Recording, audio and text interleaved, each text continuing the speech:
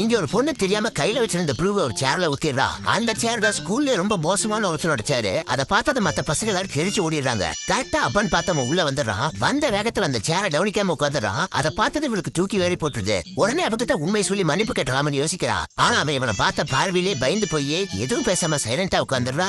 அதுல இருந்து கிளாஸ் நடந்துட்டு இருக்கும் போதும் அதை கவனிக்காம அடுத்து என்ன நடக்க போகுதுன்னு பயத்தோடய உட்காந்துருக்கா. கரெக்டா கிளாஸ் முடிஞ்சதும் அவங்கிட்ட உண்மையை சொல்லி மன்னிப்பு கேட்டலாம் தைரியமா பக்கத்துல வரா.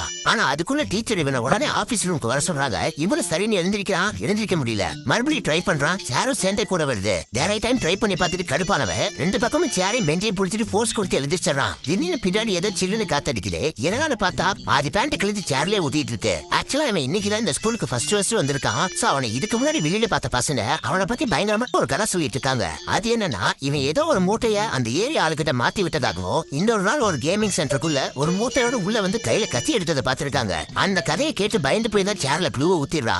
இப்ப வந்த முத நாளே ஒரு அசிங்கமா போயிடுச்சுன்னு கடுப்புல உள்ள போட்டுருக்க ஷார்ட்ஸோட உட்காந்துட்டு இருக்கான். அந்த கோவத்துல கையில வச்சிருந்த ஒரு பென்சிலே கையால உடைச்சிடறான். அதை பார்த்து இவளுக்கு ஒரு நிமிஷம் மூச்சே நின்று போயிடுது. அன்னைக்கு நைட் இவ அவங்க அம்மா கூட சண்டை போட்டுட்டு வீட்டை விட்டு வெளியில வந்துடுறா. சோ மைண்ட ரிலாக்ஸ் பண்றதுக்காக பக்கத்துல இருக்கிற ஒரு கேமிங் சென்டர்ல போய் விளையாண்டுட்டு இருக்கா. கரெக்டா இவன் அப்பான்னு பார்த்து ஒரு மூட்டையோட அங்க வந்து நிக்கிறான். அதை பார்த்துட்டு இவன் ஒரு நிமிஷம் தெரிச்சு போயிடுறா. கடைசியில தான் தெரியுது இவன் வெறும் பொம்மை விக்கிறவன். அதை தான் மத்த பசங்க பார்த்து தப்பா நினைச்சிருக்காங்க.